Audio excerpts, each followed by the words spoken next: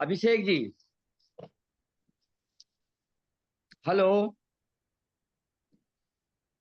अभिषेक जी।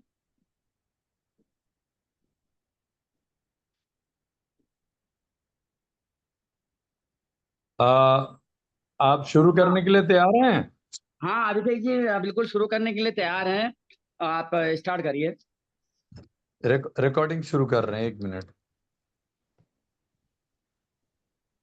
अच्छा, योगी जी बोल रहे हैं, प्रणाम। हाँ, वो एक्चुअली उन्हीं के आईडी से बस मैं समझ ज्वाइन गया समझ करता गया हूँ। समझ गया। उनके आईडी से ज्वाइन करता हूँ, ओके। तभी तो रिकॉर्डिंग स्टार्ट करता हूँ ना। जय हो, प्रणाम प्रणाम, जय हो योगी जी जय को। हो, जय हो, जय हो। तो तो आप सर। ready हैं? देखिए दादा, चूंकि आज मेरी भगवत गीता की भी क्लास है, तो मैं हाँ। स्टार्ट करके आपको दे दूंगा होस्ट बना के। ओके फिर ओके, आप बाद में मैं कर लूंगा कर लूंगा। फिर आप मैनेज करिए।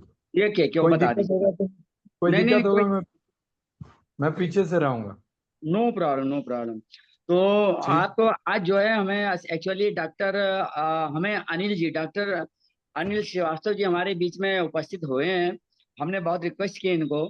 और उसमें डॉक्टर अशोक जी मौर्य तो जी भी आप आने वाले थे, लेकिन उनके वाइफ की तबीयत खराब होने की वजह से वो नहीं आ पाए। तो मैं डॉक्टर अनिल जी से अनुरोध करूंगा। डॉक्टर अनिल जी इलेक्ट्रोहोम्योपैथी फील्ड के 40 वर्ष का इनका अनुभव है। बहुत अनुभवी और ये प्रिंसिपल रह रिकॉर्डिंग तो चुके हैं। स्टार्ट हो चुका है। जी। रिकॉर्डिंग स्टार्ट हो चुका है वो। हाँ हाँ, यस यस, मैं बोल रहा हूँ। तो Anil Anil ji please, doctor Anil ji please, आप अपने माइक को करें म्यूट, अनम्यूट करें, और इलेक्ट्रो होम्योपैथी के बारे में कुछ हम लोगों को भी ज्ञान दें। डॉक्टर अनिल श्रीवास्तव जी। मेरी आवाज आ रही है आप सबको? यस, आ रही। मेरी आवाज आ रही आवाज? जी जी जी जी। आप सबको मेरा प्रणाम है, नमस्कार है। और इस नेतृशाला के नेतृत्वकर्ता को मेरा अभिवादन है। जहां तक आपने मुझे इस जूम ऐप की मीटिंग में पहली बार आमंत्रित किया है, तो मैं अपने इस स्टूडियो से आप सबका स्वागत भी करता हूं, अभिनंदन भी करता हूं। जैसा उपेती जी ने आपको बताया है कि मैं 40 वर्षों से इस कार्य में लगा हूं, ये मेरा एक संकल्प है। सबसे पहले तो मैं अपने बारे में थोड़ा सा आप सबको बताना चाहूंगा कि मैं एक कॉलेज का प्रिंसिपल भी हूं, और लगभग 40 वर्ष से मैं एक प्रिंसिपल के रूप में भी कार्य कर रहा हूं, और उसके बावजूद मैं इलेक्ट्रोहोम्योपैथी में अपना पूरा समय देता हूं। मेरी उम्र इस समय 61 वर्ष की है, और पिछले 40 वर्षों से मैं इलेक्ट्रोहोम्योपैथी का दिया जलाए हूँ पूरे देश में, या यूं कहें विश्व में। और इलेक्ट्रोहोम्योपैथी पर मैंने अपनी 2 पुस्तकें भी लिखी हैं, एक पुस्तक ये है और दूसरी ये है। और दोनों भारत के प्रत्येक जिले में ही नहीं, बल्कि विश्व के अनेक देशों में गई है, जो आप यूट्यूब के माध्यम से देख सकते जी हैं। हमारे फेसबुक पेज पर लाइव में इलेक्ट्रोहोम्योपैथिक चिकित्सकों को रात में 10 बजे, प्रत्येक बुधवार, शुक्रवार और रविवार को रात 10 बजे मैं उनको संबोधित करता हूं अलग अलग विषयों पर। जहां तक इलेक्ट्रोहोम्योपैथी में आने का प्रश्न है, मैं इलेक्ट्रोहोम्योपैथी में वर्ष 1982 में आया, जब मैंने इंटरमीडिएट कानपुर से किया था। डॉक्टर वी कुमार जी के संपर्क में आया। डॉक्टर वी कुमार जी के साथ रह करके बहुत कुछ इलेक्ट्रोहोम्योपैथी के बारे में जानने की अभिलाषा हुई। लेकिन उसके बावजूद थोड़ा सा मुझे कंफ्यूजन था, चूंकि मैं विद्यार्थी विज्ञान वर्ग का था और साथ साथ पढ़ाई भी करता रहा। जब मैं एमएससी कर चुका 1986 में, तो मुझे लगा कि इलेक्ट्रोहोम्योपैथी में कुछ शोध की आवश्यकता है, इसमें कुछ कमियां हैं। और उन्हीं शोध के चक्कर में, उन्हीं शोध के तलाश में, मैं एक इलेक्ट्रोहोम्योपैथी के महान मील के पत्थर डॉक्टर रमाशंकर जी के संपर्क में आ गया, जो 1943 के एमएससी होल्डर थे, और उन्होंने इलेक्ट्रोहोम्योपैथी में बहुत अधिक काम किया था। और मेरा उनसे संपर्क हुआ। संपर्क के बाद हम दो विज्ञान वर्ग के दिमाग वाले एक साथ बैठे, और बहुत कुछ हम लोगों ने करने की ठानी। दुर्भाग्य रहा कि उस बीच में मेरी सर्विस लग गई, तो मैं यहाँ बस्ती शिफ्ट हो गया कानपुर से। लेकिन रमाशंकर जी से मेरा संपर्क बना रहा, और इलेक्ट्रोहोम्योपैथी से मेरा स्नेह बना रहा। मैं प्रतिदिन आज भी 4 घंटे, शाम को 4 बजे से रात 8 बजे तक मैं इलेक्ट्रोहोम्योपैथी में रोगियों को देखता हूँ। विशेष रूप से कैंसर के बहुत से रोगी मेरे पास आते हैं देश के विभिन्न क्षेत्रों से। अनेक डॉक्टर्स मुझसे कैंसर की दवाएं पैक करवा के मंगाते हैं। लेकिन इलेक्ट्रोहोम्योपैथी सिर्फ यही नहीं।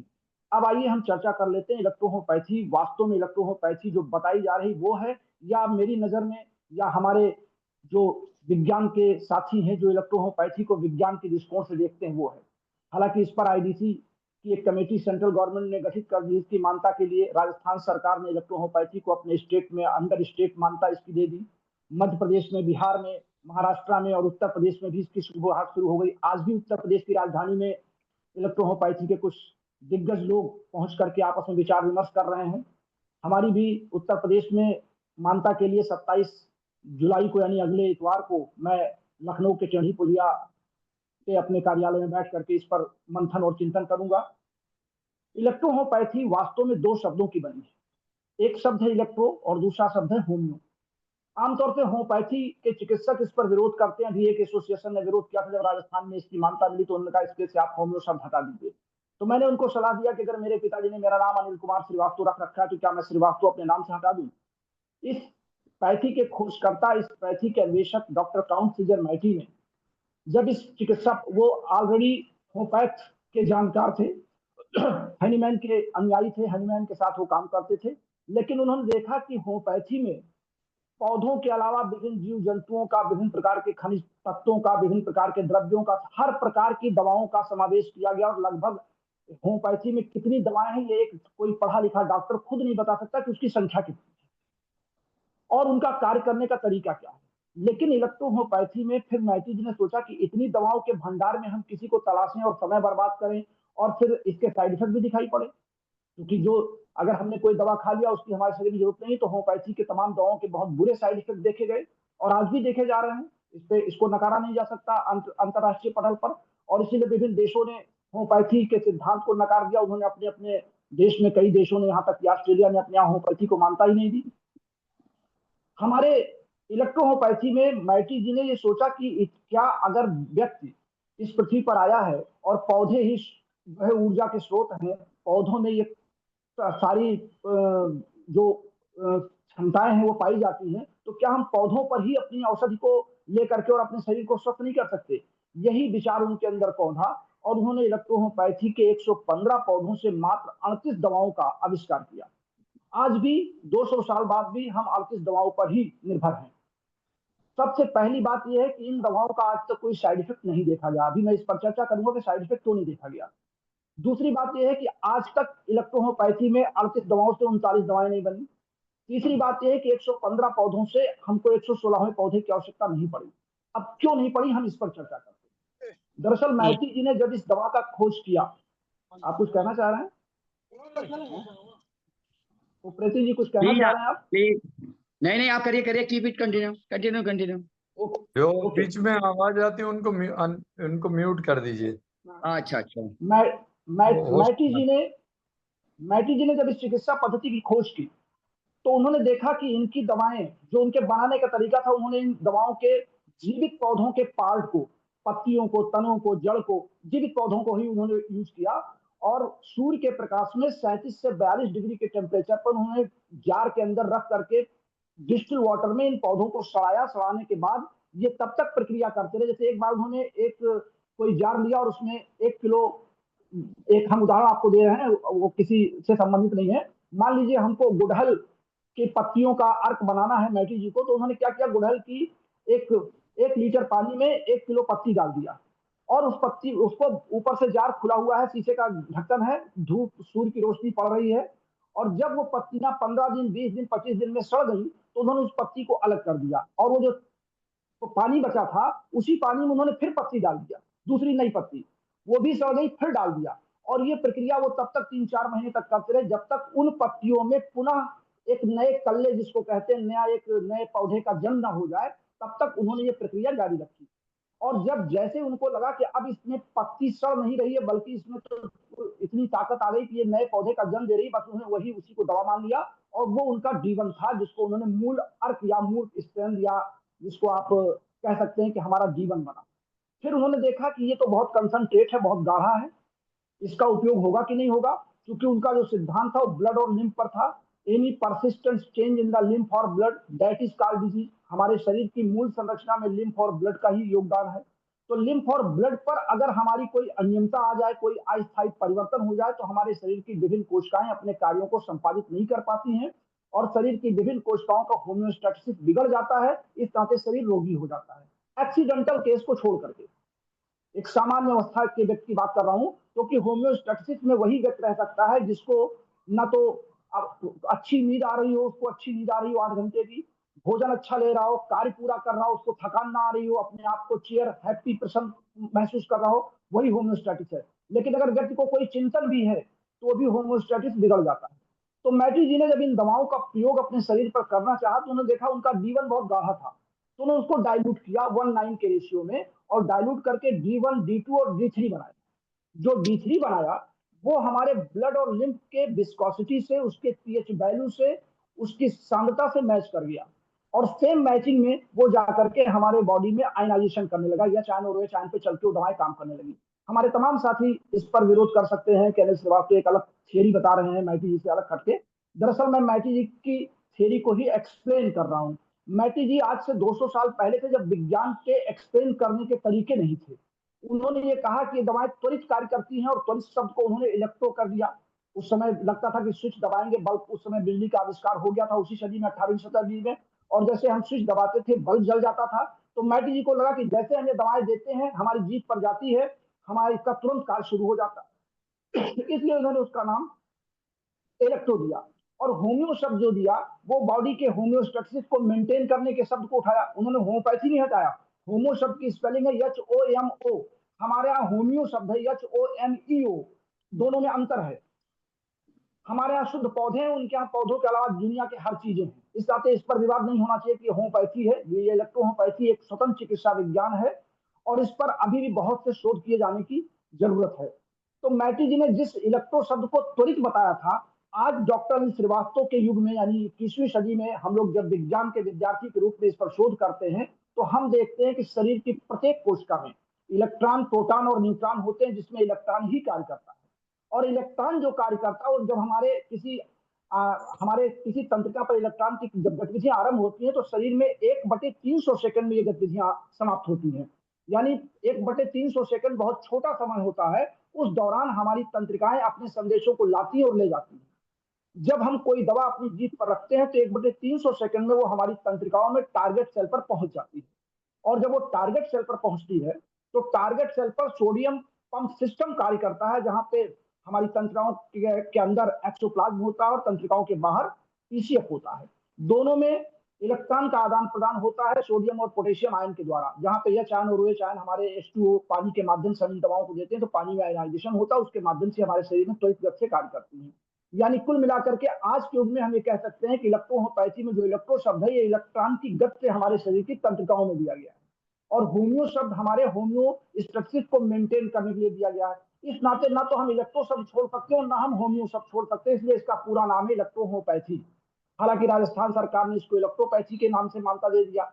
हमने अपना एक उनसे विरोध भी प्रकट कर दिया, लिखित रूप में दिया है कि आप इसको पूरा नाम दीजिए, इससे कंफ्यूजन जा रहा है दूसरे चिकित्सा लोगों में। अब आइए हम बात कर लेते हैं कि दवाएं काम कैसे करती हैं और क्यों ये हानिरहित है, क्यों इसका इतना बड़ा रूप देखा जा रहा है। दरअसल इलेक्ट्रोहोम्योपैथी में किसी रोग की दवा नहीं है, टू बी वेरी क्लियर। हमारे जितने भी श्रोता इस समय लाइन पर हैं, जो भी इसको सुन रहे हैं, इलेक्ट्रोहोम्योपैथी किसी रोग की दवा रखता ही नहीं है। इलेक्ट्रोहोम्योपैथी में 38 औषधियां हैं, और 38 औषधियां हमारे 3 सिद्धांतों पर काम करती हैं। हम बॉडी के ऑर्गन के और सिस्टम को होम्योस्टैटिस में ला करके छोड़ देते हैं, हमारा शरीर रोग मुक्त हो जाता है। सपोज कीजिए, मैं आपको एक उदाहरण देता हूं। मान लीजिए हमको बुखार हो गया। बुखार का रोगी किसी अन्य चिकित्सा पद्धति के पास जाएगा तो वो बताएगा कि हमको बुखार हो गया, डॉक्टर अपने हिसाब से अपनी दवा का सिलेक्शन करके उसको दे देगा।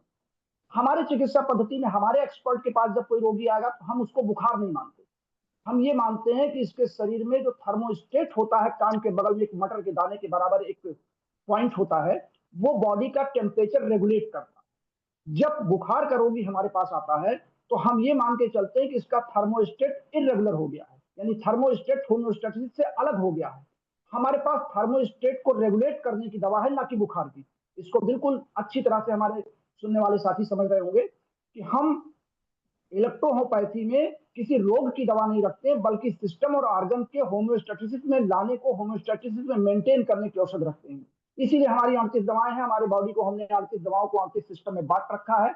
38 सिद्धांतों पर हम इस पर कार्य करते हैं, और हमारी इन दोनों बुकों में इन सिद्धांतों के चार्ट दिए हुए हैं। ये बुक हमारी पूरे लगभग 17 देशों में गई है। देश के सभी राज्यों में गई है, सभी जिलों में गई है, और लगभग देश के सभी जिलों में हमारे सुनने वाले, हमको चाहने वाले अपार स्नेह दे रहे हैं। इलेक्ट्रोहोम्योपैथी का मान सम्मान देश में पिछले, मैंने कोरोना काल से 17 अप्रैल 2020 से ऑनलाइन संबोधन शुरू किया था रात में 10 बजे, और लगा पहले मेरे पास सिर्फ 3 श्रोता थे, और आज श्रोताओं की संख्या और चाहने वालों की संख्या, लाइकिंग आप हमारे Facebook page doctor Anil Srivastava Basti पर जाकर के देख सकते हैं, या हमारे YouTube channel doctor Anil Srivastava electrohomeopath के रूप में आप विभिन्न रोगों पर हमारी चर्चाएं सुन सकते हैं।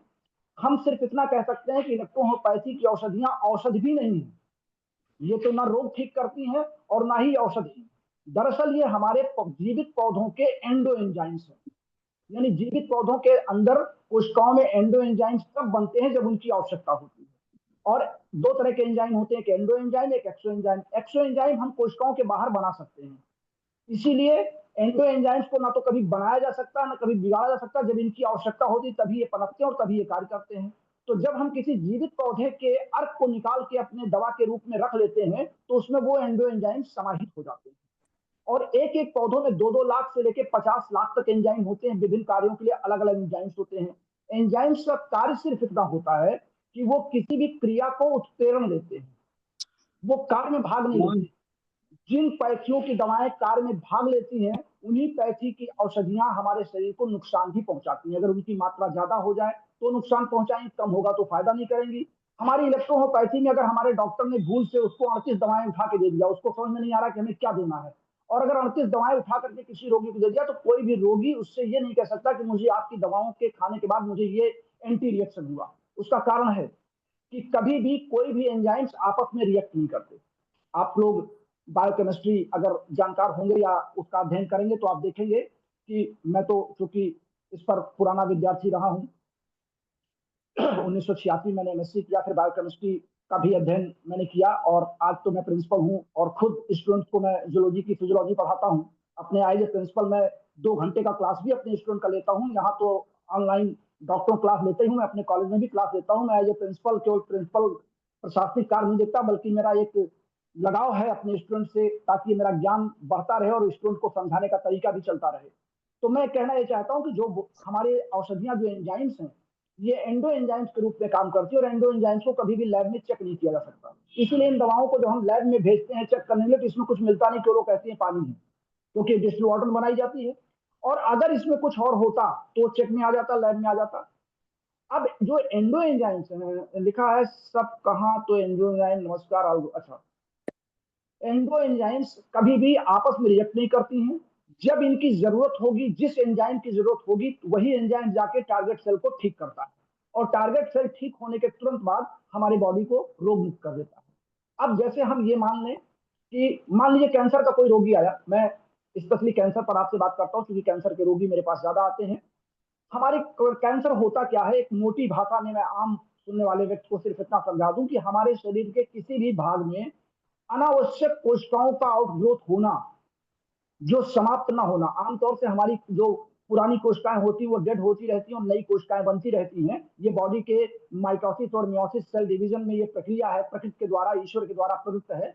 लेकिन जब कभी हमारी पुरानी कोशिकाएं समाप्त नहीं होती हैं और नई कोशिकाएं बन नहीं पाती, वो पुरानी कोशिकाएं डेवलप कर जाती हैं और उनका एक ग्रुप ऑफ सेल बन जाता है, उसी को हम कैंसर कहते हैं। तो हमारी जो औषधियां हैं, हम क्या करते हैं, जो ग्रुप ऑफ सेल बन रहा है, हम उस बनने वाली शक्ति को उत्प्रेरण के द्वारा घटाने का प्रयास करते हैं। हम ये तो नहीं कहते कि 100% कैंसर के रोगी ठीक कर लेते हैं, लेकिन हमने ये जरूर दावा किया है, हम इस बात पर जरूर कंफर्म है कि फर्स्ट ग्रेड, सेकंड ग्रेड के रोगी को हमने ठीक होते हुए भी देखा है, और थर्ड ग्रेड और फोर्थ ग्रेड के रोगी को, जिसको अन्य बड़े बड़े संस्थानों ने कह दिया कि इनको घर ले जाइए, 2-4 महीने के मेहमान हैं, हम लोगों ने इलेक्ट्रोहोम्योपैथी के औषधियों से उनको 2-2 साल, 3-3 साल तक उनके परिवार में रखा है। सामान्य रूप में उनका दर्द कम किया है, उनको बेहतर राहत दिया है। बस इतना ही है। गारंटी शब्द का इस्तेमाल कोई डॉक्टर कर नहीं सकता किसी चिकित्सा पद्धति में, इसलिए इलेक्ट्रोहोम्योपैथी का डॉक्टर भी अभी शोध कर रहा है, प्रयास कर रहा है विभिन्न रोगों पर, और मैं भी पिछले 40 साल से शोध ही कर रहा हूं। मैं एक्सपर्ट नहीं हूं, लेकिन मैं शोध करता जरूर हूं इलेक्ट्रोहोम्योपैथी का। और इलेक्ट्रोहोम्योपैथी की दवाएं एंजाइम्स होने के नाते आपस में ना तो रिएक्ट करती है, ना इनका कोई साइड इफेक्ट दिखाई पड़ता है, और त्वरित गति से इलेक्ट्रॉन के मूवमेंट से 1/300 सेकंड में ये शरीर में कार्य करती है। मैं समझता हूं कि इलेक्ट्रोहोम्योपैथी पे ये जो हमारा संक्षिप्त उद्बोधन है, अगर ये आपको अच्छा लगा हो तो आप मेरा ये आज का उद्बोधन सार्थक रहा। और अगर आपके कोई सवाल है तो हमारा फोन कॉल नंबर है 9793252355। एक बार मैं फिर रिपीट कर देता हूँ, 252355। इस नंबर पे आप हमको फोन कॉल भी कर सकते हैं, अपने रोगी का वीडियो कॉल भी करा सकते हैं, आप हमसे संवाद भी कर सकते हैं, और हमारे व्हाट्सएप पे आप इस पर मैसेज भी कर सकते हैं। हमारी दोनों बुक भी आप मंगवा सकते हैं अगर आप इलेक्ट्रोहोम्योपैथी को सीखना चाहते हैं, समझना चाहते हैं नए तरीके से। इलेक्ट्रोहोम्योपैथी में पिछले 50 सालों में बहुत सी किताबें आई हैं, और उन सब किताबों में सिर्फ लकीर के फकीर बताया गया। जो पुरानी किताबें उन्हीं को नकल करके लोग, चूंकि आपके यहाँ इस समय कोई विशेष कॉपीराइट का मतलब नहीं है इलेक्ट्रोहोम्योपैथी में, लोग एक दूसरे किताबों पर केवल कवर पेज बदल के अपनी फोटो लगा के अपना नाम लगा के बड़ी बड़ी डिग्रियां छाप के दे रहे हैं। आप उन किताबों से और मेरी इस बुक को, जो दोनों बुक मैं आपको दिखा रहा हूँ, ये दोनों बुक मेरी लिखी है, और तीसरी बुक मैं लिख रहा हूँ, ये है प्रैक्टिस ऑफ मेडिसिन, जिसमें इलेक्ट्रोहोम्योपैथी के रोग, विभिन्न रोगों पर दवाओं का डोज, उनका तरीका दिया है। और ये पूरा इलेक्ट्रोहोम्योपैथी का वैज्ञानिक आधार पर, विज्ञान का पूरा आधार है। इसमें विभिन्न पौधों का समावेश है, उनके बनाने का तरीका है, ये सब मैं आपको दिखा रहा हूँ। ये पूरे और पूरा इलेक्ट्रोहोम्योपैथी में जो विज्ञान के ऊपर आधारित है, मैंने इसको जी। आपकी आवाज नहीं आ रही है। मैंने हेलो, आवाज नहीं आ रही आवाज नहीं आ आपकी रही? अनिल जी, आवाज नहीं आ रही। आवाज तो डॉक्टर साहब आवाज नहीं। आप करते हैं, आवाज ठीक आ रही है? हाँ हाँ, तो आवाज आप तो ठीक चल रही है। अपनी बात हो गई आपकी पूरी? डॉक्टर साहब पूरी जी जी, बात हो पूरी गई? बात हो गई है। बहुत बहुत धन्यवाद आप सबका। जी, हाँ, मैं डॉक्टर अनिल हो जी गई का है। बहुत बहुत आभारी हूँ। हमें बहुत ज्ञानपूर्ण बातें उन्होंने इलेक्ट्रोहोम्योपैथी पर बताया है। और किसी को इसके बारे में पूछना है डॉक्टर साहब से कोई क्वेश्चन, तो वो अपना हैंड रेज करके पूछ सकते हैं।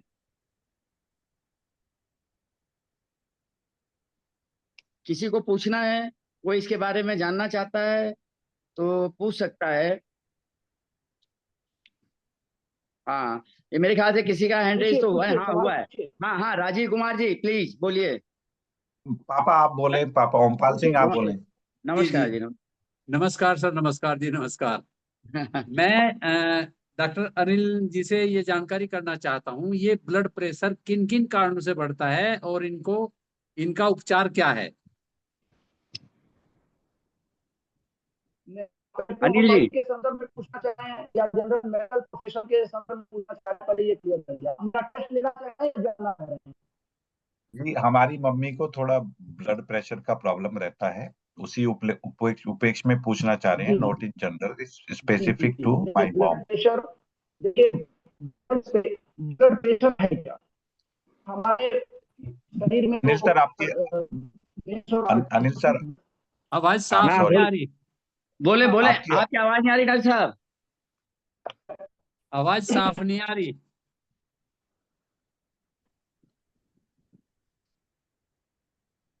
हमकी आवाज साफ नहीं आ रही है, तो इसलिए मैं आपको इसका अनिल साहब से बात करके बताता हूँ, और उनका नंबर ले लीजिए। नंबर तो नोट कर लिया होगा ना आपने? नंबर बता दो सर। नंबर, अच्छा मैं आपको बता दूंगा। थोड़ा मैं, आप अनिल साहब की बात नहीं आ रही, मैं थोड़ा आपको बता दूं, फिर उसके बाद मैं नंबर आपको मैं दूंगा आपको, ठीक है? जी सर, जी और सर। इस समस्या का निदान भी निकालेंगे। और सर सब बढ़िया, प्रणाम आपको। मैं जरा मैं सर आपको नेटवर्क एक्चुअली, प्रॉब्लम आ रही है, मैं लगातार नेटवर्क प्रॉब्लम आ रही है, मैं लगातार कोशिश कर रहा हूँ आप सबसे जुड़ने का। धन्यवाद डॉक्टर साहब, आपकी आवाज नहीं आ रही है। प्लीज अब हम बता देंगे इनको आपका नंबर। मैं कोशिश कर रहा हूँ, मैं कोशिश कर रहा हूँ आपसे जुड़ने की। Okay okay.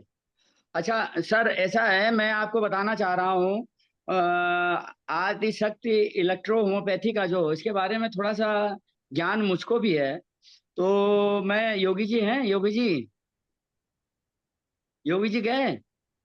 अच्छा, तो मुझको शायद देखना है। तो इसमें ये जो ये जो इलेक्ट्रो होम्योपैथी का पूरा सिस्टम अभी डॉक्टर साहब ने बताया है, और सब कुछ तो उन्होंने क्लियर कर दिया है। लेकिन मेरे भी थोड़ा सा मेरे को बोलना है, इसलिए मैं बोलूंगा, क्योंकि मेरा नाम उसमें लिखा हुआ है, तो मैं बोलना पड़ेगा मेरे को। अब इसमें मैं, जो इलेक्ट्रो होम्योपैथी है, इसका अन्वेषण जो है काउंट सीजर मेटी ने वर्ष 1865 में किया। नंबर एक बात, वनस्पति जगत में पाई जाने वाली आदि शक्ति, आउट फोर्स, एक मिनट अनिल जी का फोन आ रहा है। हाँ जी।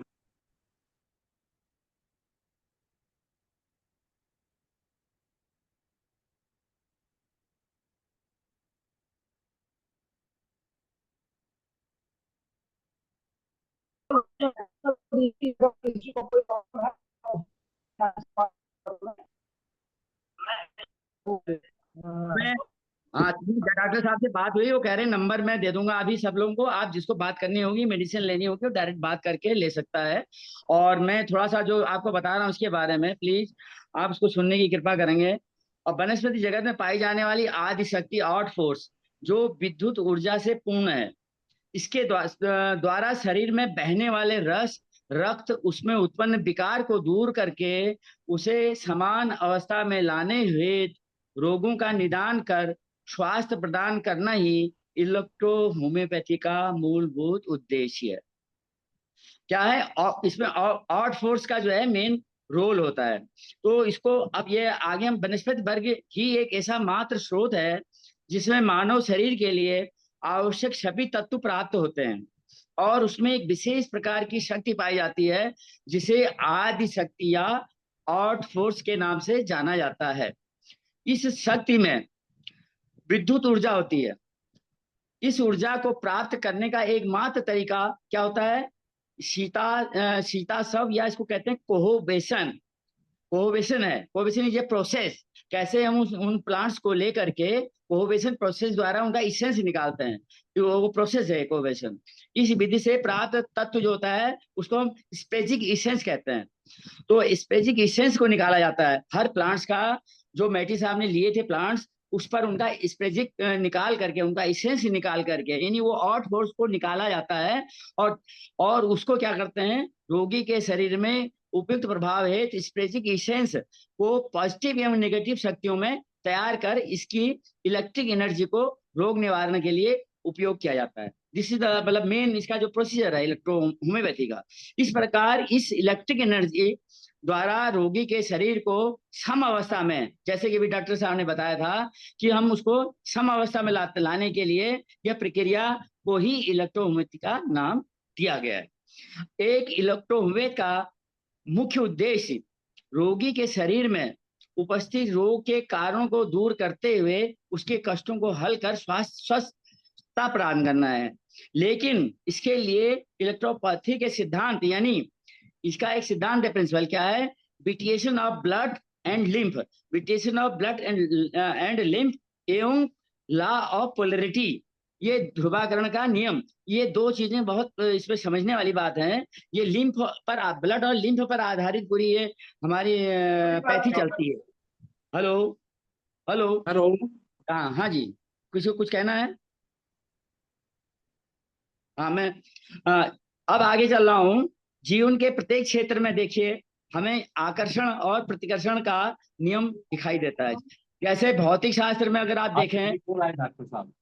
हेलो प्लीज प्लीज पापा प्लीज, पापा आप म्यूट कर लीजिए अपने आप को। म्यूट ठीक इसमें नीचे होता है, आप डिस्टर्ब कर रहे हैं सबको, तो म्यूट कर लें आप पहले। हाँ ठीक है प्लीज। बेटा। देखिए जीवन के प्रत्येक क्षेत्र में हमें अट्रैक्शन और रिपल्सन का नियम दिखाई दे रहा है। क्या भौतिक शास्त्र को लीजिए आप, उसके अनुसार क्या होता है? सेंट्रीपिटल और सेंट्रीफ्यूगल फोर्स के नाम से जाना जाता है। गणित में क्या है? पॉजिटिव और निगेटिव। और इसी तरह चुंबक लीजिए आप, मैग्नेट में क्या है? North and south. और मशीनों का यूज करते हैं तो क्या है उसमें? प्रिंसिपल प्रेशर और उसका क्या है? Counter pressure. तो इस तरह से दोनों मतलब विपरीत फोर्सेज हैं, अर्थात आकर्षण और रिपल्सन, अट्रैक्शन एंड रिपल्सन का एक ऐसा नियम है जो यूनिवर्सल है तथा इस पृथ्वी पर बसने वाली प्रत्येक प्राणी पर लागू होता है। यह सर्वविदित है कि पृथ्वी में एक आकर्षण शक्ति, अट्रैक्शन है, जिसे क्या कहते हैं? Gravitational force. यह गुरुतत्वीय फोर्स जो है, ग्रेविटेशनल फोर्स, अपने गुरुतत्वीय क्षेत्र के अंदर की सभी वस्तुओं को अपनी ओर आकर्षित करता है। आप ध्यान से सुनिएगा, पृथ्वी के अतिरिक्त अन्य 8 ग्रह हैं जितने भी। नवी हेलो नवी नवी खान सर, कृपया सभी आप सभी लोगों से विनम्र हाथ जोड़ के निवेदन है, अपने आप को म्यूट कर लें। आपके राइट हैंड साइड में एक म्यूट बटन आता है, कृपया उसको दबाएं प्लीज। पापा आप भी दबाएं, आप म्यूट थैंक नहीं यू, है तो व्यवधान होता है। Thank you so much. Thank you sir. अब आप आइए, हम घुटती जो ग्रेविटेशनल फोर्स है वो अपनी सभी वस्तुओं को अपनी ओर आकर्षित करता है। पृथ्वी के अतिरिक्त अन्य 8 ग्रह भी हैं जो जिनके अंदर भी आकर्षण आकर्षण शक्ति है, वो भी एक दूसरे को, नहीं तो बैलेंस है इसलिए दुनिया। और सभी ग्रह एक दूसरे को क्या कर रहे हैं, अट्रैक्ट कर रहे हैं, इसलिए संतुलन बना है। और ये मैं बात सब क्यों समझा रहा हूं, मैं आगे आपको बताऊंगा। यह अंतरिक्षीय चेतना हर जगह व्याप्त है। मनुष्य इस विराट विश्व का एक नन्हा सा कण है, और इसमें वह सभी मूल तत्व विद्यमान हैं जिससे यह संपूर्ण विश्व बना हुआ है। तो क्योंकि हम part and parcel of universe हैं, इसलिए जो कुछ भी हमारे यूनिवर्स में है उसके हर क्वालिटी हमारे अंदर है। हम चूंकि छोटे अंश हैं तो उसी के पार्ट होने की वजह से सारी क्वालिटी है। जिस प्रकार विश्व जगत आकर्षण शक्ति के आधार पर संतुलित है, उसी प्रकार मनुष्य जो विश्व का एक अभिन्न अंग होने के कारण आकर्षण के सिद्धांत से अछूता नहीं है। यह शक्ति जिसमें प्रकाश, ताप, विद्युत और चुंबकत्व आदि सभी शक्तियां विद्यमान हैं और आदि शक्ति के रूप में मानी जाती है। अब आप और फोर्स को समझ गए होंगे क्या है। और force is the main thing. अब जर्मन के जो निशेनवेक एक वैज्ञानिक थे, उन्होंने बताया कि प्राणी एक प्रकार की प्रिमार्डियल शक्ति है कि उसके अंदर काम करता है, और इस शक्ति का प्रभाव प्रत्येक जीवधारी पर होता है, चाहे वो वनस्पति वर्ग का हो, चाहे प्राणी वर्ग का हो, यहाँ तक कि उनका प्रभाव सारी धरती पर, सितारों पर तथा सारे ब्रह्मांड पर है। इस शक्ति का नाम उन्हें आर्ट फोर्स दिया है। इस आदि शक्ति के समूह में आकर्षण शक्ति, विद्युत शक्ति, प्रकाश शक्ति और ताप शक्ति का मिश्रण होता है। यह समस्त शक्तियां आपस में एक दूसरे की सहयोगी एवं पूरक हैं। जिस प्रकार सभी ग्रहों के बीच संतुलन है, ठीक उसी प्रकार हमारे शरीर में भी यह शक्ति संतुलन बनाए रखती है। हमारे शरीर के दाहिने और बाएं भाग के बीच का हिस्सा क्या कहलाता है, न्यूट्रल। न्यूट्रल, निगेटिव और पॉजिटिव बीच में है न्यूट्रल। पॉजिटिव एंड निगेटिव के आधार पर ही हम औषधियों का इसमें हम इस पैथी में चूज करते हैं। और शरीर में उत्पन्न जो पॉजिटिव रोग है उनमें संतुलन हेतु हम क्या करते हैं, निगेटिव दे देते हैं, और निगेटिव जो हमारे उसमें हैं उसके लिए हम पॉजिटिव औषधियों का प्रयोग करते हैं। ये इसकी विशेषता बता रहा हूँ इस पैथी की। और शरीर के पॉजिटिव एवं निगेटिव असमानता को हम दूर कर देते हैं। दिस इज द प्रोसीजर, इसका सिस्टम है, इस इलेक्ट्रोहोम्योपैथी का। अब आइए आप आगे समझिए। सूर्य से पृथ्वी ऊर्जा प्राप्त करती है, ठीक उसी प्रकार पृथ्वी पर उत्पन्न जीवधारी मनुष्य भी अपने मणिपुर चक्र होता है सोलर प्लेक्सस, जो आपके चेस्ट और नेवल के बीच का भाग है, दैट इज कॉल्ड मणिपुर चक्र। तो सोलर प्लेक्सस चक्र और जो स्प्लीन है, जो आपका स्प्लीन जो है वह भोजन, नींद आदि द्वारा यह ऊर्जा प्राप्त करता है। तो आपका स्प्लीन देखिए, एक बात बताऊं आपको मैं, आपका जो स्प्लीन है वो ऊर्जा बना रहा है और वो ऊर्जा डिस्ट्रीब्यूट करता है। तो spleen is a very important part of your body. तब यही शक्ति क्या है, बात नाड़ियों में उन सिराओं द्वारा ही मनुष्य अवयव आकर्षण शक्ति जीवधारियों और मनुष्यों के चुंबकीय ध्रुव बनाने का कार्य करती है। अब आप समझ रहे होंगे इलेक्ट्रो होम्योपैथी के आविष्कार जो काउंटर सिजमैटी ने इसी वनस्पति तथा आदि शक्ति का इस्तेमाल किया है। क्यों किया है ये अब मैंने पूरा रीजन बताया है आपको। अब वनस्पति जगत को, hello please please don't disturb. वनस्पति जगत को धरती, आकाश और सूर्य की किरणों से, अरे ये कौन डिस्टर्ब कर रहा है, please please, hello Anil hello sir, शायद आपकी तरफ से इको आ रही है। अनिल सर आप म्यूट कर सकते हैं, doctor Anil sir. Hello,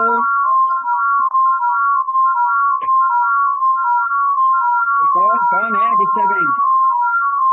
doctor Anil sir, आप अपने आप को म्यूट कर सकते हैं, अनिल शायद जी, आपकी तरफ से आ रही है। डॉक्टर साहब प्लीज, कोशिश आप कर क्या रहा से हूँ। डिस्टर्बेंस हो रहा है? अनिल जी जी जी प्लीज, हाँ आप बंद करिए जरा। तो हाँ सुनिए, ओके प्लीज बंद कर दीजिए प्लीज डॉक्टर साहब। हाँ अब आगे आगे मैं बताता हूँ। हेलो, मैं बता, अरे फिर आ रही, आप क्या से कुछ गड़बड़ है डॉक्टर साहब? डॉक्टर साहब आप म्यूट कर दीजिए अपने आप को। डॉक्टर साहब म्यूट नहीं, कर मैंने दीजिए। म्यूट किया है, मैंने म्यूट हाँ, किया, लेकिन यस यस ये प्लीज। आवाज रिपीट क्यों हो रही है? हाँ प्लीज। आप देखिए, आगे चलते हैं। इलेक्ट्रो होम्योपैथ के आविष्कारक काउंटर सीट मैटी ने वनस्पति तथा आदि शक्ति को इस संबंध में समझा और वनस्पति जगत को धरती, आकाश और सूर्य की किरणों से प्राप्त होने वाली आदि शक्ति को अत्यधिक गुणकारी बताया। उन्होंने इलेक्ट्रो होम्योपैथी औषधियों के स्वाभाविक प्रभाव, जो कि आदि शक्ति द्वारा वनस्पति की आकर्षण शक्ति में परिवर्तित एवं एकत्रित हुई है, मनुष्य तथा जीवधारियों की शक्ति से मिलता जुलता पाया। यह आदि शक्ति कभी समाप्त होने वाली ऊर्जा या शक्ति है, जो कभी समाप्त नहीं होती, मतलब यह हमेशा रहती है, जो सारे ब्रह्मांड में व्याप्त है तथा ब्रह्मांड के सभी ग्रह इस शक्ति के द्वारा संचालित हो रहे हैं। जिस प्रकार जी, मैं कुछ बोल सकता हेलो, हूँ? जिस प्रकार, एक मिनट, जिस प्रकार इलेक्ट्रॉन, प्रोटॉन और न्यूट्रॉन क्रमशः पॉजिटिव, निगेटिव और न्यूट्रल होते हैं, ठीक उसी प्रकार हमारा शरीर भी आवेशित होता है। शरीर का दाहिना भाग पॉजिटिव, बायां भाग निगेटिव और बीच का हिस्सा न्यूट्रल माना गया है। सिर को भी पॉजिटिव और तलवे को भी निगेटिव माना जाता है। हाथ और पैर का आंतरिक भाग निगेटिव तथा बाहरी पॉजिटिव होता है। अब क्या है पॉजिटिव डिजीज? इसमें दो तरह के डिजीज हैं, पॉजिटिव डिजीज और निगेटिव डिजीज। तो जो पॉजिटिव डिजीज हैं, धनात्मक लक्षण जब प्रकट करते हैं, उदाहरण है जैसे शरीर का ताप अधिक हो जाना, अधिक मूत्र विसर्जन, दस्त, भूख अधिक लगना, श्वेत प्रदर्द और धड़कन, पागलपन, सांस फूलना, मोटापा आदि। ये क्या है? ये धनात्मक रोग है। और ऋणात्मक रोग क्या है? जो ये ऋणात्मक लक्षण दिखाते हैं, जैसे कब्ज हो रहा है, शारीरिक दुर्बलता आ गई, एनीमिया हो गया, लो ब्लड प्रेशर हो गया, कैंसर, फोड़ा आदि। तो धनात्मक रोगों को तीव्र और ऋणात्मक रोगों को क्या सूक्ष्म रोग भी कहते हैं। धनात्मक रोग साधारण कष्टदायक और ऋणात्मक रोग प्राणघातक होते हैं।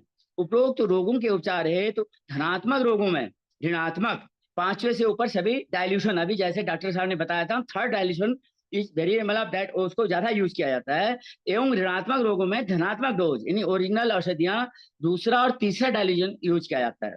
तो ये 5, 10 ये पूरे डाइल्यूशन बनते जाते हैं, इसका प्रोसीजर है और इसको प्रयोग करना चाहिए।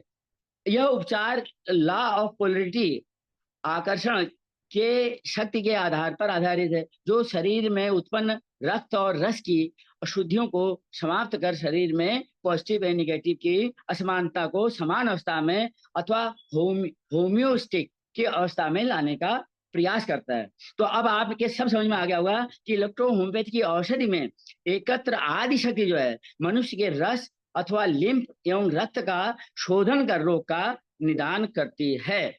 शरीर के अंदर उत्सर्जित पदार्थ को शरीर के बाहर निकालती है। शरीर में होने वाले क्षतिपूर्ति में यह औषधि महत्वपूर्ण कार्य करती है।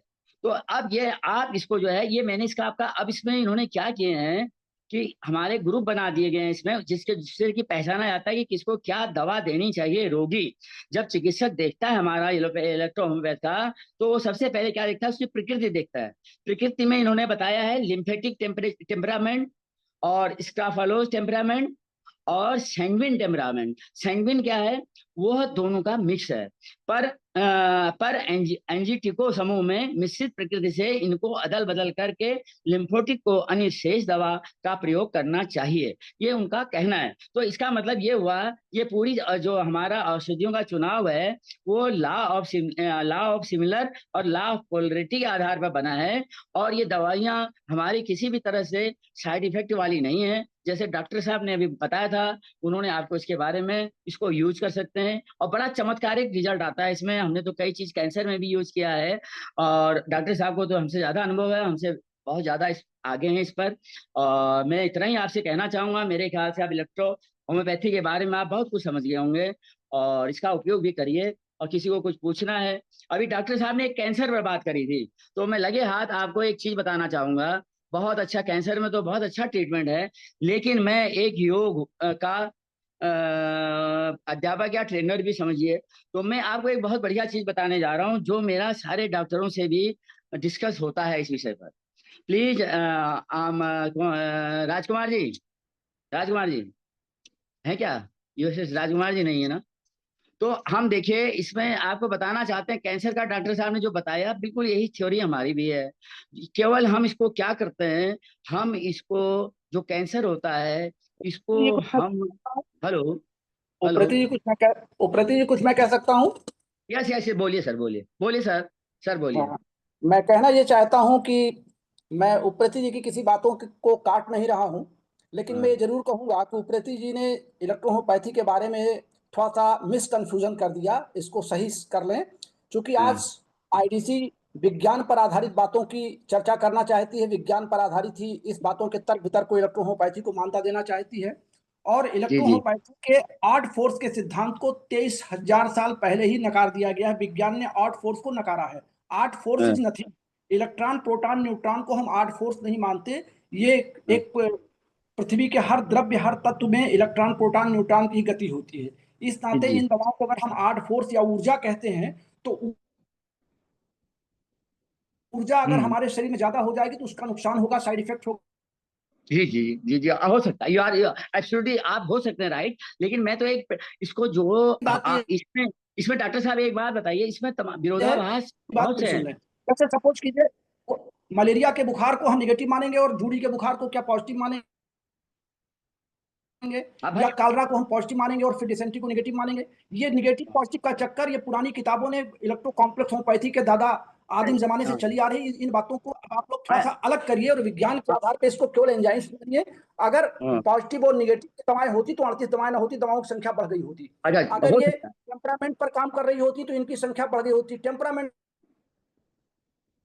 हाँ यस यस, आप कह सकते हैं इसको, हम अपने उस पर जो हमारा होम्यो इलेक्ट्रोपैथी का है उसमें तमाम वेरियस हम वेरिएशंस पॉजिटिव है। निगेटिव पे चक्कर में उलझे रह जाएंगे, करीब नहीं पहुंच हाँ पाएंगे। हाँ हाँ, कॉन्सेप्ट ओके क्लियर करिए ओके, आप लोग विज्ञान के यू आधार आर पर। एब्सोल्युटली, जी डॉक्टर साहब यू आर एब्सोल्युटली करेक्ट। इसको हम अपने प्लेटफॉर्म पर इस पर जी डिस्कस करके इसको क्लियर कर लेंगे, बिल्कुल बिल्कुल। नो नो बस इतना जान प्रॉब्लम, लीजिए कि art force not a art problem, force को जो आप कह रहे हैं सिर्फ दैट इज इतना जान करेक्ट। लीजिए कि इतना मैं कहूंगा एक लाइन में कि आर्ट फोर्स को विज्ञान मानता नहीं देता है। आर्ट फोर्स 2300 वर्ष पूर्व ही कि पहले की 2300 साल पुरानी ये थियरी है आर्ट फोर्स की। जब यहाँ पर मनुष्य बहुत आया था, एक तरीके से मनुष्य का जन्म हुआ था 23,000 साल पहले। और आर्ट फोर्स की कल्पना शुरुआती दौर में आई, लेकिन जब उसको विज्ञान के आधार पर परखा गया तो आर्ट फोर्स में कुछ नहीं समझ में आ रहा। सूर्य की ऊर्जा को हम मानते हैं, सूर्य की ऊर्जा से प्रकाश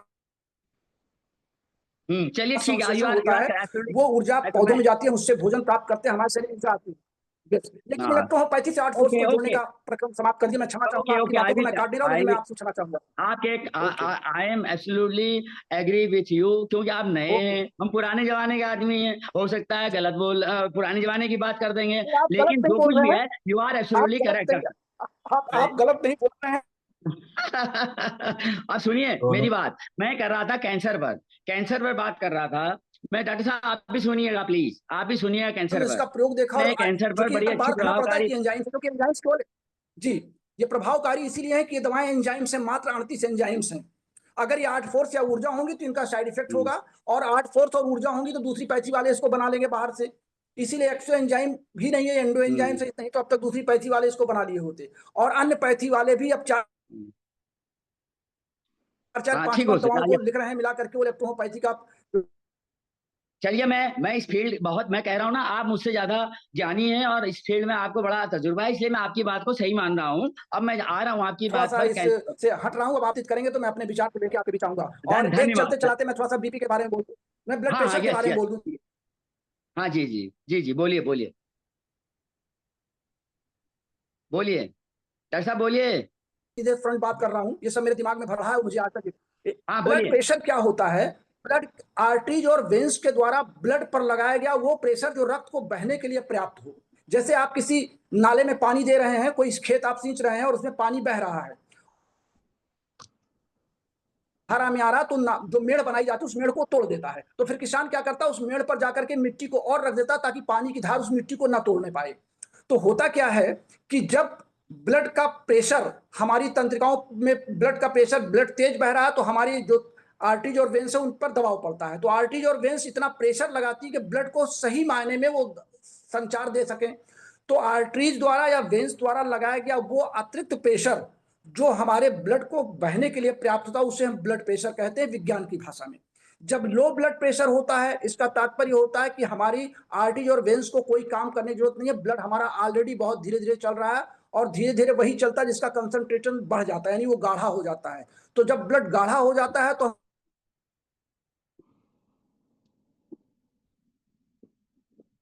आपकी आवाज नहीं आ रही डॉक्टर साहब।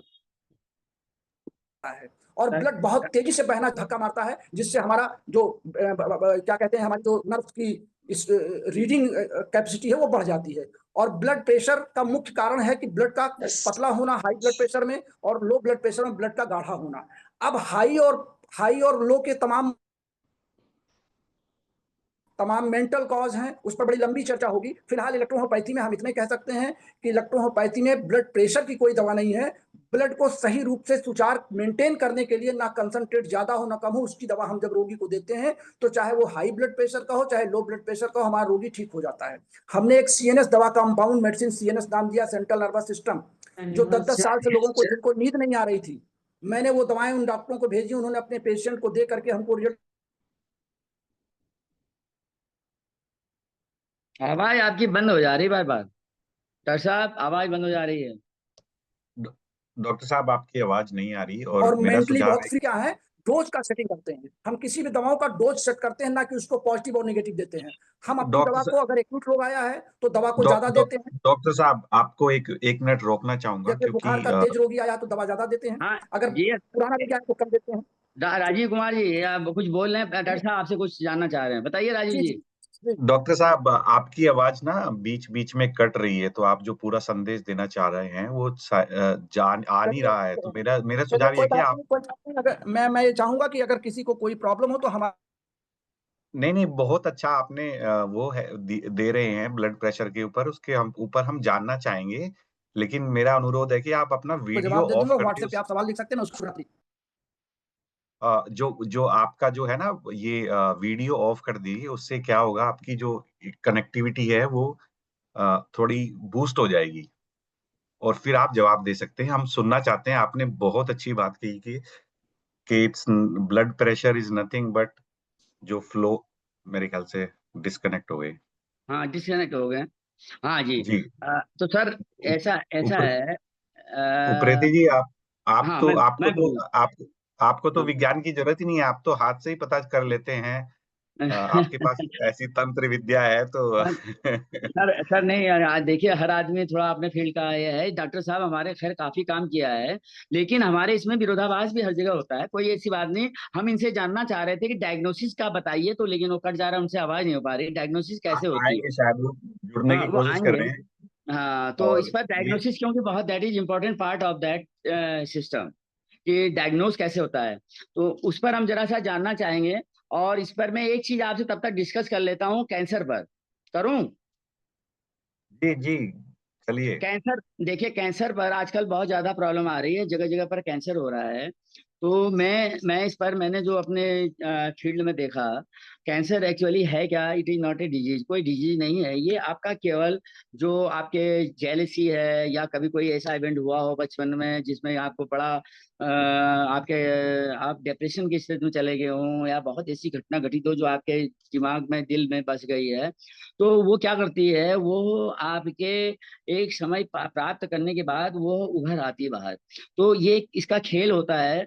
ये जो हमारे शरीर की संरचना है, इसमें सोलर प्लेक्सस, मणिपुर चक्र जिसे कहते हैं, जो हार्ट के ठीक नीचे और नाभि के और हार्ट के बीच में होता है, वो हमारा सोलर प्लेक्सस चक्र होता है। तो हमारा जो हमने जो उसमें की है, मैं अपनी वो बता रहा हूँ पूरी रिसर्च। तो इसका कारण मेन ये है, जो कैंसर होता है जब हमारा बेसिक चक्र, क्योंकि हर चक्र का अपना काम है। बेसिक चक्र है और सोलर प्लेक्सस है, आज्ञा चक्र है। आज्ञा चक्र मास्टर चक्र है, माइंड में आपकी पिट्यूटरी ग्लैंड्स होती है जो सारे ग्लैंड्स को इंस्ट्रक्ट करती है, और वो जो है ये अपना जो भी हार्मोन्स है क्रिएट करती है, हमारी बॉडी के सिस्टम चलता है। अब इसी तरह से जो हमारा बेसिक चक्र है, वो हमारे सेल्स के लिए, सेल्स क्रिएशन के लिए रिस्पॉन्सिबल है, और वो हमारे स्केलेटन के लिए जिम्मेदार है। स्केलेटन ढांचा जो शरीर का है, वो हमारे बोन मेरो के लिए रिस्पॉन्सिबल है। बोन मेरो मतलब जो हमारे हड्डी के अंदर लिक्विड है जिससे कि हेमोग्लोबिन बनता है, that is bone marrow. Bone marrow के अंदर उसके लिए रिस्पॉन्सिबल है। और उसके अलावा ये आपको और भी कई चीजों को वो करता है, इफेक्ट करता है। अब हमको देखना क्या है, इसमें ऐसा होता है कि जब बेसिक चक्र में आपके वहीं पर आपका मेन क्या कहते हैं उसे, पावर भी वहीं पर है, कुंडलिनी कहते हैं आप शक्ति, तो इसका मतलब वहां पर एनर्जी का भंडार है। अब वो एनर्जी जब क्या है, इड़ा पिंगला नाड़ियां ऊपर चलती हैं और हर सुषुम्ना सुषुम्ना जो है आपके स्पाइनल कॉर्ड के बीच से निकल करके ये तीनों नाड़ियां मिलती हैं आपके आज्ञा चक्र। इसका मतलब ये हुआ कि जो भी एनर्जी आपकी ऊपर उठ रही है कुंडलिनी से, जब कुंडलिनी जागरण होती है तो क्या होती है, सारे चक्रों को क्रॉस करते करते करते जब सहस्त्राचार पर जाती है तो उस टाइम आपको क्या होता है, आपको पूरा ज्ञान प्राप्त हो जाता है। और वो आज्ञा चक्र से पूरा, आज्ञा चक्र कंट्रोलर है, कंट्रोलर। तो वो क्या करता है, वो कंट्रोल रखता है इन सब आपके एनर्जी पर। तो जब बेसिक चक्र में एनर्जी हुई और वो एनर्जी ऊपर को गई, नेबल में गई, नेबल के बाद कहाँ गई, सोलर प्लेक्सस में गई। अब आप सोलर प्लेक्सस किसके लिए रिस्पॉन्सिबल है, सोलर प्लेक्सस है वो आपके विचारों को, आपके विचारों को क्या करता है, जैसे आप टेंशन में हैं, आप बहुत सोचते हैं, आपके मन में कोई चीज चल रही है, तो आपका ये सोलर प्रेशर क्या हो जाएगा, कंजेस्टेड हो जाएगा, इसमें रोक लग जाएगी। यहाँ पर रोक लग जाएगी जब, तो क्या असर पड़ेगा, जो आपकी एनर्जी आज्ञा चक्र तक जानी है, आज्ञा चक्र जानी है, वो यहीं पर रुक जाएगी। आप बहुत बारीकी से समझिएगा बात। जब बेसिक से आपकी एनर्जी चली और यहाँ पर आपके दिमाग में तो बहुत चीजें, टेंशन भर गया, ये हो गया, वो हो गया, या कहीं जेलसी है या जो भी है, सोलर प्रेशर में कंजेशन आया और ये ब्लॉक हो गया रास्ता, आपकी पूरी एनर्जी आपको ऊपर तक नहीं जा रही है। अब इसको क्या करते हैं हम, ये एनर्जी क्या होती है, यहीं से ये बैक कर देती है, बैक टू बेसिक चक्र। अब इसका रिजल्ट क्या होता है, ऊपर तो कम जा रही है लेकिन एनर्जी नीचे को ज्यादा आ गई, तो ये बेसिक चक्र में आ गई। फिर बेसिक चक्र में तो वैसे ही ज्यादा एनर्जी है और ये एनर्जी भी आ गई, तो ये इसके आने से क्या होता है, बेसिक चक्र मोर एक्टिवेटेड। तो ड्यू टू दिस, जो बैक हो रहा है एनर्जी की वजह से, और वो क्या करता है, बेसिक बेसिक रिस्पॉन्सिबल है सेल्स क्रिएशन के लिए। और दैट टाइम वो क्या करता है, वो creates more and more sales, वो अधिक सेल प्रोड्यूस करने लगता है। तो वो शरीर के किसी भी भाग में सेल्स को अधिक बढ़ा सकता है। अब आपके किसी भी भाग में शरीर के जहां पर आपके 50 सेल हैं और जगह एक साथ 50 सेल हैं, उसी पर अगर हम 100 सेल डाल देंगे, एक कमरे में अगर 50 आदमी हैं और हम उसमें 10 आदमियों को भर देंगे, तो क्या होगा ना, वो 50 बजेंगे और 100 के 100 खत्म हो जाएंगे। क्यों, क्योंकि वो सब एक दूसरे के उसमें करके, क्योंकि पैक्ट हुआ है और उनका अंत हो जाएगा। तो वो जो अच्छे हैं उनको भी अंत कर देंगे। तो ये सेल्स जो बढ़े हुए हैं वो वही होते हैं, वो वहां पर जा करके उसको क्या करते हैं, उसको जा करके उस क्षेत्र में ज्यादा एक्टिवेट होकर के, ज्यादा सेल क्रिएट करके उसको भी नष्ट करने लगते हैं। और ये इतनी जल्दी इसका प्रोडक्शन होता है कि वो बियॉन्ड कंट्रोल चला जाता है। तो अब इसमें हमें करना क्या है, जो हम आपको अपनी पद्धति बता रहे हैं, इसमें करना क्या है, आपको आपके सोलर प्लेक्सस को ठीक करना है बस। ये अगर आपने सोलर प्लेक्सस ठीक कर लिया तो समझ लीजिए कि आपका एनर्जी ऊपर जाने लगेगी, उसको रास्ता मिल गया। रास्ता मिल गया तो ये कमजोर, ये उतना एक्टिव नहीं हो पाएगा, इसकी एक्टिविटी में बेसिक की कमी आ जाएगी और ये प्रोड्यूस करना धीरे धीरे धीरे धीरे कम कर देगा। लेकिन ये इतना फास्ट करता है कि हम बहुत आसान काम नहीं है। और इसके लिए हमें करना क्या है, हमको सबसे पहले जो पेशेंट है कैंसर का, इसमें एक उसकी विल पावर बना लो कि मेरा कैंसर कुछ नहीं बिगाड़ सकता है। मोस्टली जब कैंसर का नाम सुन के ही आदमी घबरा जाता है, तो घबराने से, परेशान होने से, टेंशन होने से क्या होता है, बेसिक चक्र और ये जो आपका सोलर प्रेशर है, कंजेशन पर कंजेशन, कंजेशन पर कंजेशन होता रहता है और उसकी तेजी बढ़ते रहती है बेसिक की। अब अगर आपने दृढ़ निश्चय कर लिया कि कैंसर फैंसर कुछ नहीं मेरा बिगाड़ पाएगा, आपके मन में क्या है, आपने वहां पर जो कंजेशन हो रहा है उसको हटाने में मदद कर दी। तो वो जब धीरे धीरे आपके अंदर इतनी विल पावर है, आपने देखा होगा विनोबा भावे किनको, उनको भी था, लेकिन उन्होंने विल पावर थी उनकी, कुछ नहीं कर सकता मेरा, तो वो कई साल जिए उसको। तो ये कैंसर, अगर आपने ये सोलर प्रेशर, अब कैसे करेंगे सोलर प्रेशर ठीक, इसके लिए तो भाई आपको जो है योग के शरण में जाना पड़ेगा। और इसके तरीके हैं कि आप इसका एनर्जी ऊपर से नीचे एनर्जी ले जाएंगे और इसके लिए प्राणायाम वगैरह सब प्रोसेस है वो। अब दूसरी चीज क्या है मेन, इसको उस पेशेंट को आप बताइए कि आप अपनी विल पावर बढ़ाइए, नंबर 1। नंबर 2, इसमें काउ काव यूरिन बहुत काम करता है। काव यूरिन जो है, गोमूत्र जो है, वो इसमें बेहद असर करता है। और उस काव यूरिन में अगर आप अग्निहोत्र की अग्निहोत्र की ऐश मिलाएंगे और उसमें एक कुछ चीजें और मिलती हैं, वो आपके उसको जो है, अगर आप केवल गोमूत्र भी पिलाइए उसको, और उसके साथ वो, और आप इसका सहारा लीजिए योग का, और उसके सोलर प्लेक्सस में आप जो है वो जो रोग है उसको हटा दीजिए, तो वो बिल्कुल ठीक भी हो जाता है। ऐसा ऐसा नहीं है। ये मेरी इसकी थ्योरी है, योग के माध्यम से मैंने इस पर वर्क किया। तो अब ये भी कोई गलत बता सकता है, सही बता सकता है। ये तो आजकल कोई भी चीज आप बताइए तो उसके बारे में तमाम तरह की बातें होती हैं, क्या होती हैं, अब क्या सही है क्या नहीं है। हमने ठीक किया तो हम इसको सही मानेंगे। और अगर इसको मैं आज आपके सामने अपनी एक बहुत बड़ी चीज, क्योंकि कैंसर जो है हर जगह हो रहा है, इसलिए मैं चाहता हूँ सब लोग योग को अपनाइए, और योग से ही सुयोग, और क्या बताया है कमलानंद जी ने, संवर्धन, सब कुछ उसी से होना है। तो प्लीज मैं अब आगे, एक हमारे पास डॉक्टर मनचंदा को बुलाया था हमने, प्रीति मनचंदा। वो हमारे डॉक्टर साहब तो उपलब्ध नहीं है। डॉक्टर अनिल जी उपलब्ध हैं? डॉक्टर अनिल जी नहीं है। आप जी तो उनका मनचंदा जी, सर हमने मनचंदा जी को बुलाया था, तो हम डायग्नोसिस के बारे में भी थोड़ा शॉर्ट में हम ही बोल देते हैं। चलिए कोई नहीं है तो हम ही को बोल देना पड़ेगा। सर तो मैं एक ये हम लोग टाइम चेक करेंगे, so I think it's already 1 hour. अगर आपका ओवरफ्लो हो रहा है तो मेरे ख्याल से हम लोग ना पहले जी, क्वेश्चन ले लेते हैं। हाँ लीजिए क्योंकि सर, प्लीज क्योंकि प्लीज। प्लीज अपना हाथ उठाएं जिसको भी क्वेश्चन लेना है। सो उप्रेती जी के पास तो इतना ज्ञान है कि नहीं नहीं सर, कोई मतलब ज्ञान नहीं सर, हाथ तो आप ही नहीं का उठाए। नहीं कि हम उनका ना एक शिविर ही लगवाएंगे। नहीं तो नहीं, ऐसा नहीं। सीधे सीधे सीधे सीधे नहीं, जो है, सर, तो आप कोई क्वेश्चन है, किसी का कोई क्वेश्चन है? कोई और क्वेश्चन है तो बताइए, नहीं तो मैं एक बहुत बढ़िया प्लीज चीज और आपके नॉलेज में डाल दूँ। जी, किसी का कोई क्वेश्चन है? मदन लाल जी, नहीं रोसिया है, रानी, रोजी रानी, अभी कोई नहीं सभी बोला। लोग जुड़े हैं, कोई क्वेश्चन नहीं है, इसका मतलब ध्यान से नहीं सुन रहे सब लोग। मैं शॉर्ट में एक चीज और बता दूं आपको, इसका डायग्नोसिस बता दूं, क्योंकि डॉक्टर साहब हैं नहीं जी अनिल, तो मैं उनको कहता। इसमें एक हमारा बहुत बढ़िया चीज है, वो आज मैं बुलाया था प्रीति मनचंदा जी को, दिल्ली में बहुत बड़े वर्क कर रही हैं उसमें, मैं नेक्स्ट टाइम बुलाऊंगा।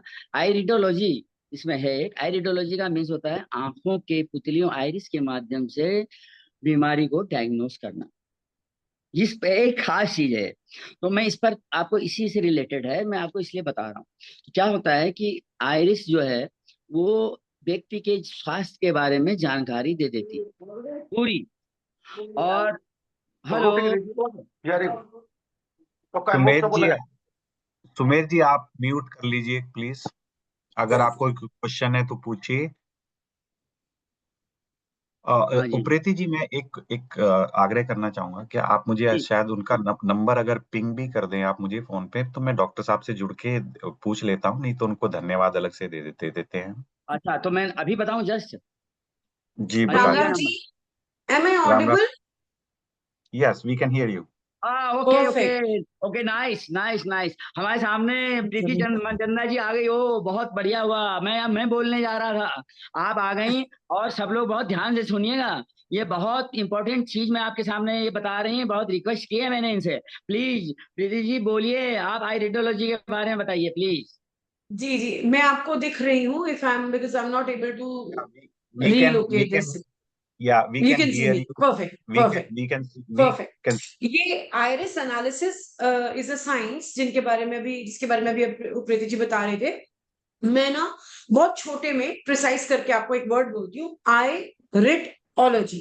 आई मतलब आंख, रिड मतलब छुटकारा पाना, और लॉजी मतलब पढ़ाई। तो आंखों की पुतलियों की पढ़ाई है ये, जिसमें हम आइरिस के थ्रू आपके शरीर की बीमारियों को पता चलता है। ये इसकी डेफिनेशन हो जाती है मोटी मोटी, लेकिन आपके लिए इसको और इजी करने की कोशिश करती हूँ। हमारे ब्रेन के मैटर से डायरेक्ट कनेक्शन है हमारे आइरिस का। सो एक्टोडर्म, मीजोडर्म, एंडोडर्म जो ड्यूरिंग फीटल लाइफ एक बच्चे का बनता है, वो जेनेटिक पैटर्न्स को लेकर चलता है। As a result of it आपकी बॉडी उस चीज को लेकर मैनेज कर पाती है कि आपके शरीर में कैसे कैसे वो फीचर्स आते जा रहे हैं और कैसे कैसे आपके वो फीचर्स एग्जिबिट होते जा रहे हैं।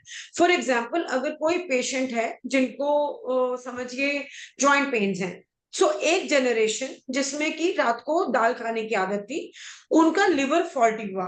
आप सुन पा रहे हैं? जी जी जी, सुना सुना Perfect. सुना। हाँ, तो अगर किसी को आयरिस की स्टडी में उस फैमिली पैटर्न को देखें, तो आपको जो लिवर का इश्यू पहले था वो सेकेंड जनरेशन और थर्ड जनरेशन में भी आते जा रहा है। सो उसके थ्रू आप डायग्नोज कर पाते हैं। इसमें एक फैक्टर और जुड़ता है। 2 मिनट के लिए इमेजिन करते हैं एक ऐसी फैमिली जो नॉन वेजिटेरियन खाना नहीं खाती है। सो एक फैमिली जिसके दादा वाली जनरेशन में नॉन वेजिटेरियन डाइट 0 थी, as a result vitamin B12 की टेंडेंसी बनी कम होने की। ये इनहेरिट हुआ through father to second generation, then it continue into the third and fourth generation. As a result जब B12 कम होते जाता है, होमोसिस्टीन बढ़ते जाता है। As a result vitamin B12 being a positive factor for high blood pressure आपकी body में reason बन गया, और ये रीजन हम आयरिस के थ्रू स्टडी करते हैं। जो एक आयरिस है ये 28,000 नर्व एंडिंग्स को कैरी करके चलता है, और आपके शरीर की 200 जो इम्प्रिंट्स हैं उनको आपकी आंखों के थ्रू बताता है। आपकी आंख का रंग, आपकी आंख के अंदर होने वाले फीचर्स, आप विश्वास नहीं मानेंगे, कुछ कुछ पिगमेंट्स इतने क्लियर होते हैं जो आपकी इमोशनल पैटर्न्स को बताती हैं। फॉर एग्जाम्पल, जिसको लगे कि मुझे डिप्रेशन है, आयरिस स्टडी करके वो पता चल सकता है उसको कि नहीं, डिप्रेशन नहीं है, क्या डिफिशियंसी है। आयरिस एनालिसिस बेसिकली उसी को सिग्निफाई करता है।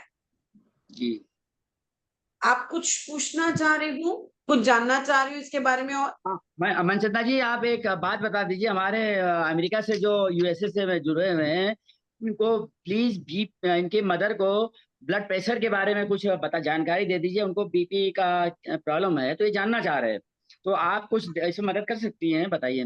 श्योर श्योर, देखिए मुझसे अगर एक राजकुमार जी क्वेश्चन था सुनिए।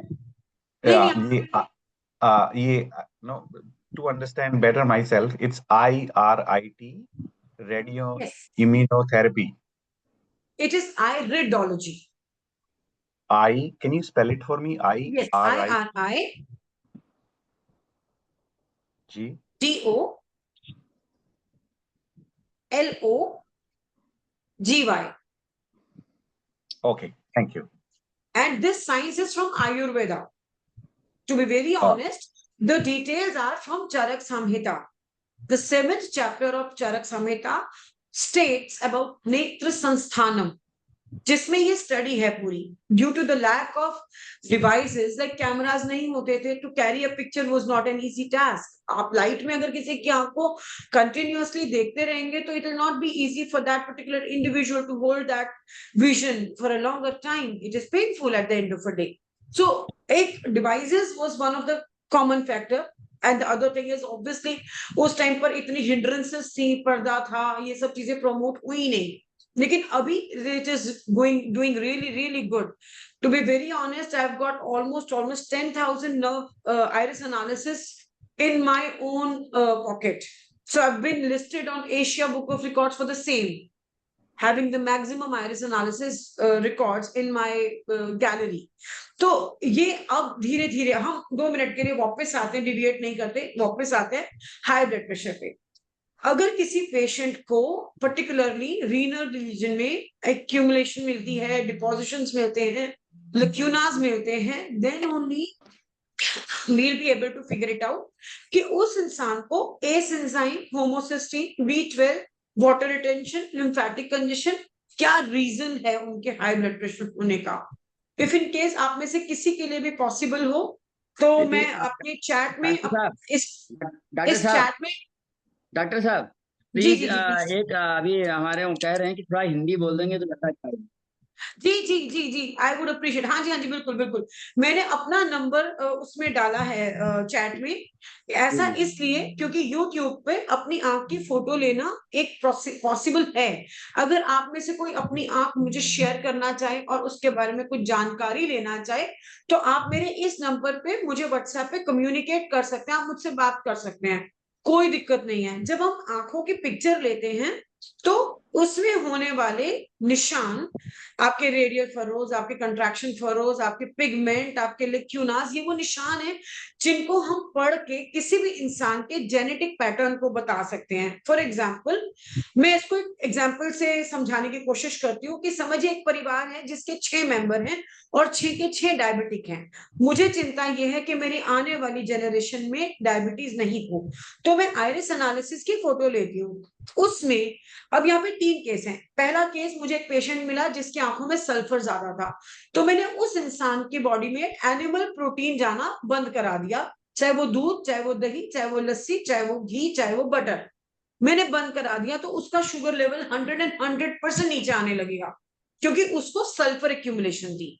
अगर समझिए किसी पेशेंट को डायबिटिक विटामिन B6 की डेफिशिएंसी है, जिससे उसको गेहूं ठीक से हजम नहीं हो रहा, तो इंसुलिन मेटाबॉलिज्म गड़बड़ाएगा। ऐसे केस में मैं उस इंसान का गेहूं रिस्ट्रिक्ट करके मोटा अनाज शुरू करा दूंगी। सो आइरिस एनालिसिस आपके डायबिटीज के पीछे के रीजन के बारे में बताता है। एक एग्जाम्पल है समझाने के लिए कि आइरिस एनालिसिस आपकी कैसे मदद करता है। अब मैं 2 मिनट और लूंगी और आपको बताती हूँ इलेक्ट्रो होम्योपैथी में ये कैसे मदद करता है। जब हम इलेक्ट्रो होम्योपैथिक में डील करते हैं तो हम 3 तरीके की दवाइयां चुनते हैं: फंक्शनल रेमेडी, कॉन्स्टिट्यूशनल रेमेडी और ऑर्गेनिक रेमेडी। अगर कोई पेशेंट आपके पास आता है, आप उसका कॉन्स्टिट्यूशन जानना चाहते हैं, थ्योरी कहती है कि पीला रंग है तो पेशेंट को लिम्फेटिक कॉन्स्टिट्यूशन होगा, लेकिन ऐसा नहीं है। अगर समझिए उस पेशेंट का हीमोग्लोबिन लो है, तो उसका चेहरा तो पीला पड़ेगा।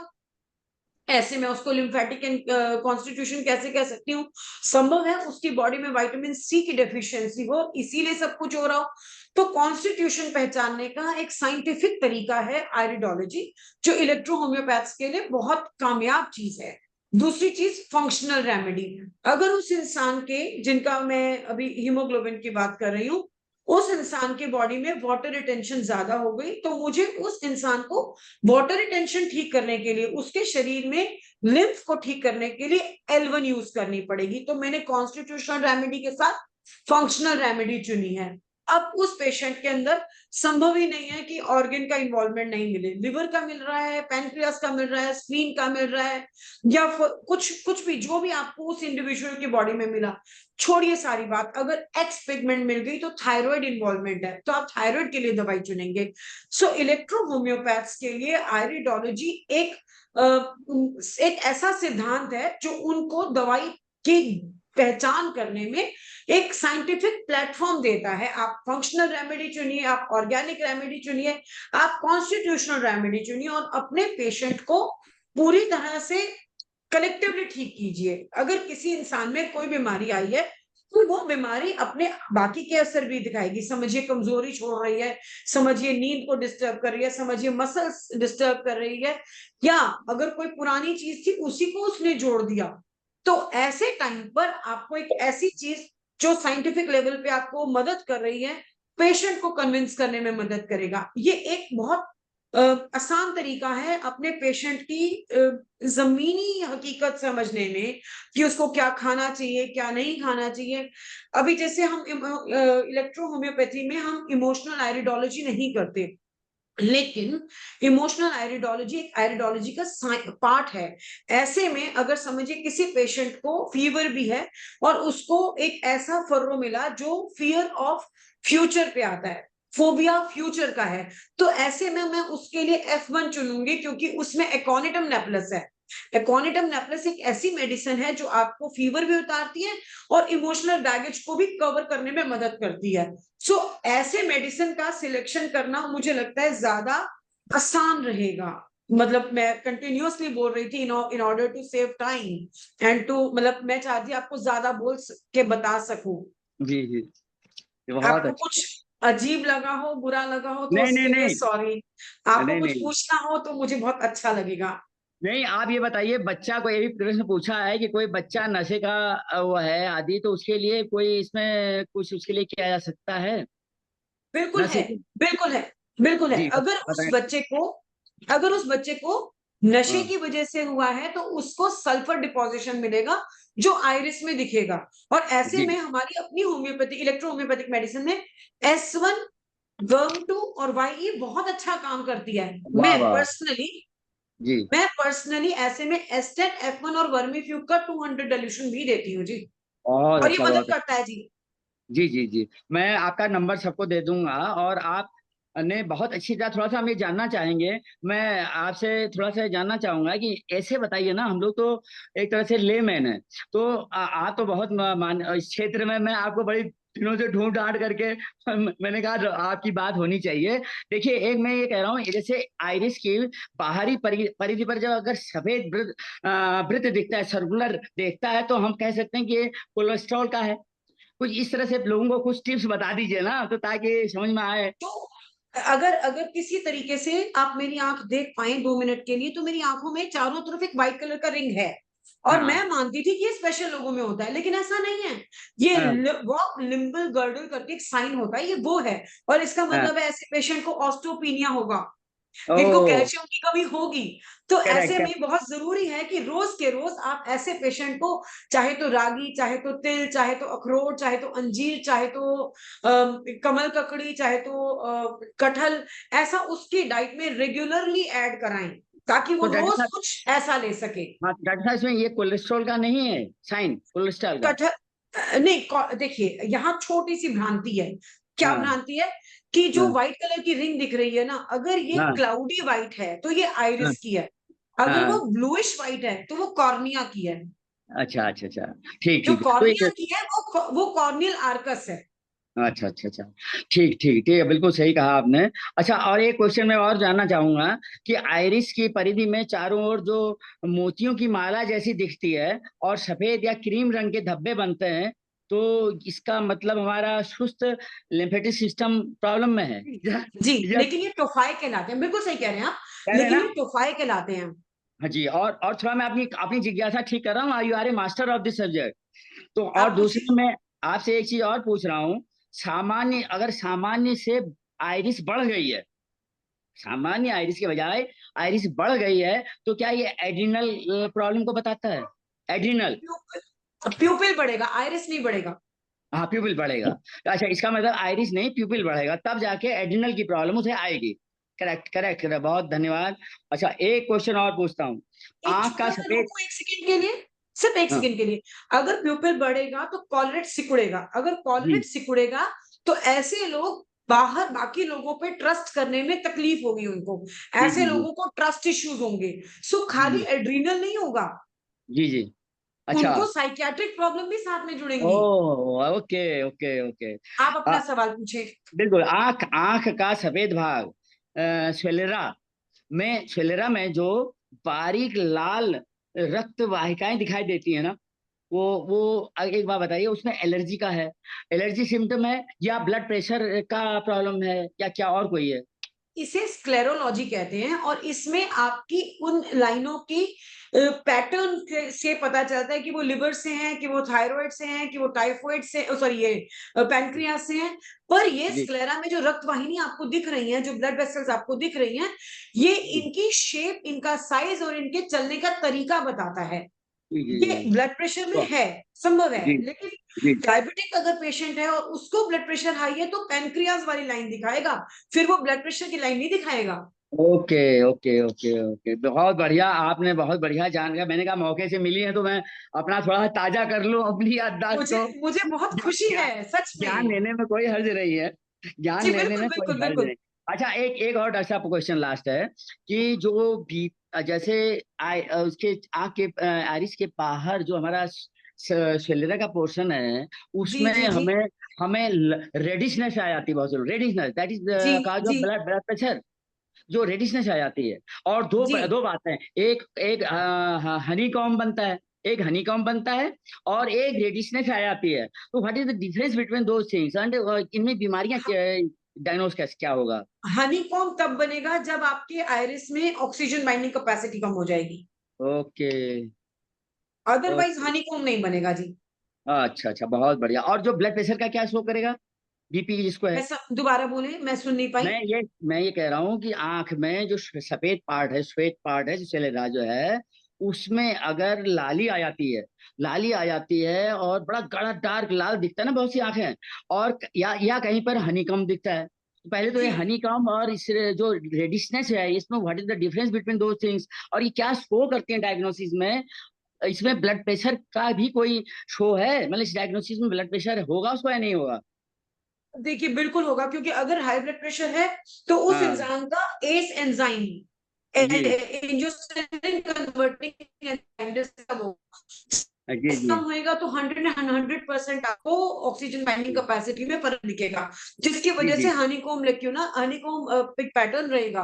लेकिन हाँ, ये पैटर्न हमेशा के लिए नहीं रहते, जैसे जी आइरिस के जी पैटर्न सारी जिंदगी रहती हैं।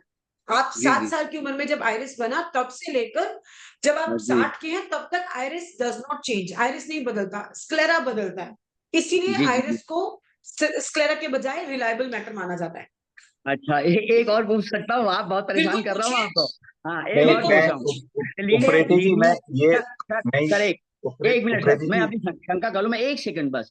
मैं ये पूछ रहा हूँ मैडम, डॉक्टर साहब, लीनियर कोलिटेटल और ऑर्गन, जो ऑरेंज एरो होता है, ऑरेंज एरो, वो हमको क्या कौन सी टेंडेंसी शो करता है? क्या वो हाइपोग्लाइमिका का संकेत है या नहीं? बस इसका बता, this is my last question.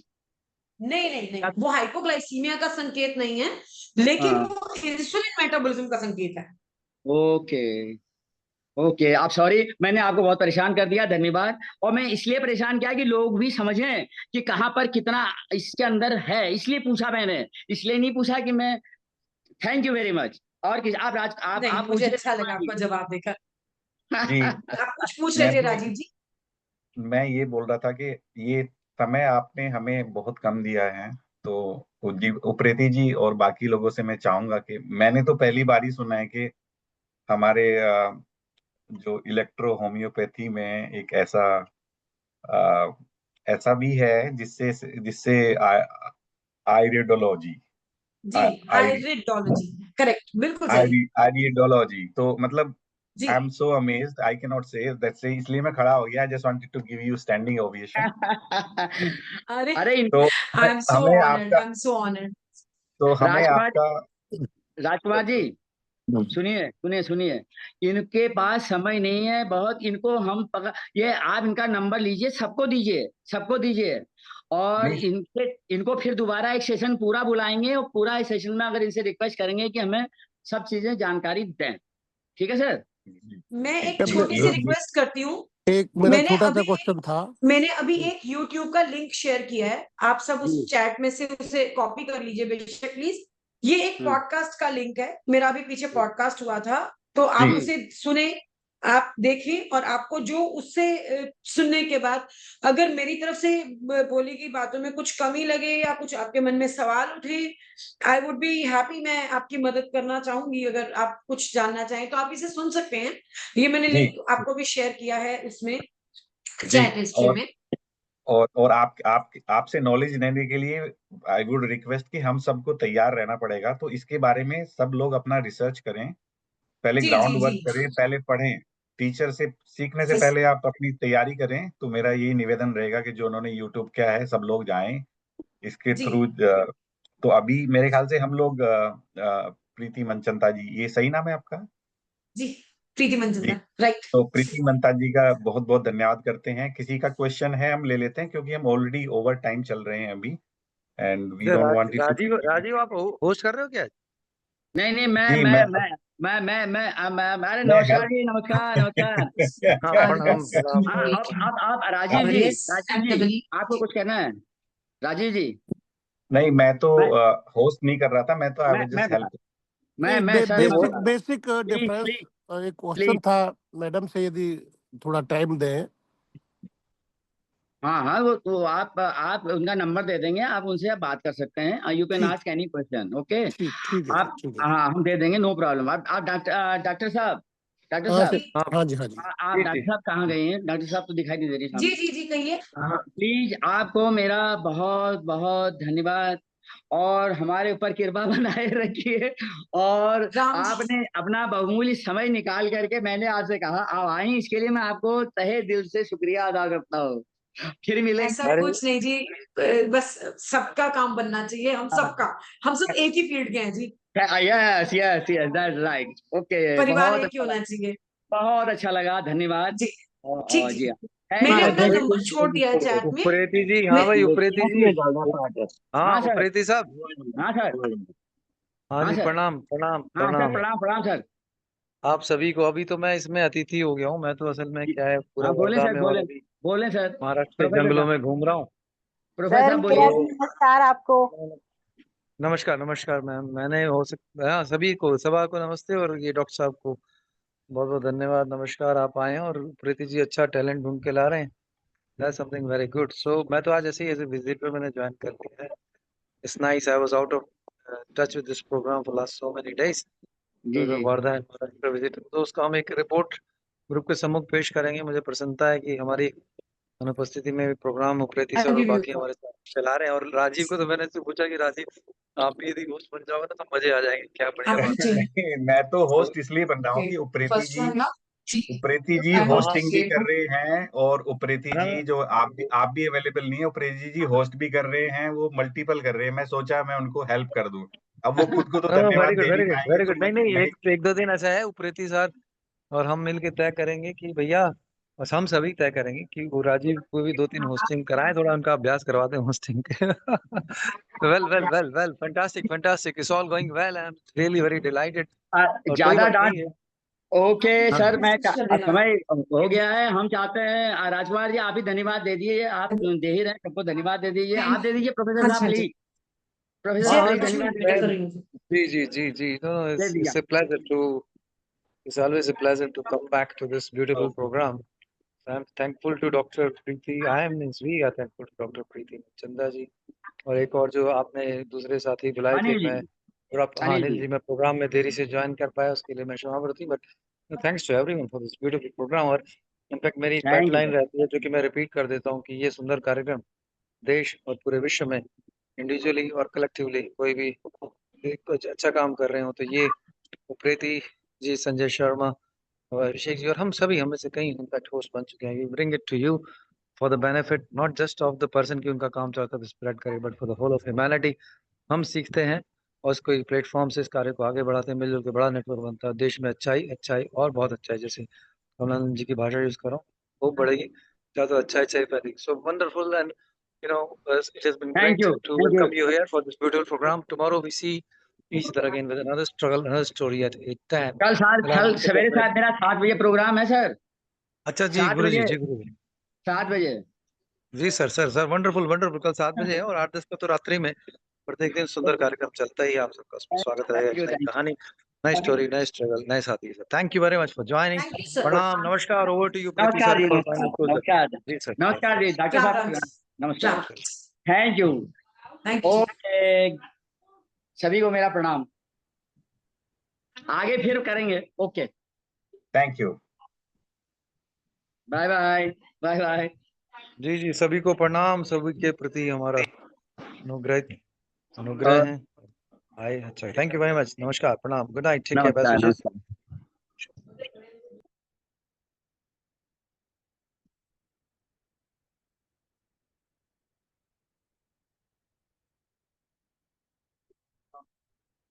हाँ डॉक्टर श्रीवास्तव है ना, डॉक्टर अनिल श्रीवास्तव, नहीं नहीं, उनका खुला है सभा, हम लोग की श्रीवास्तव जी के विषय में बोला। Thank you.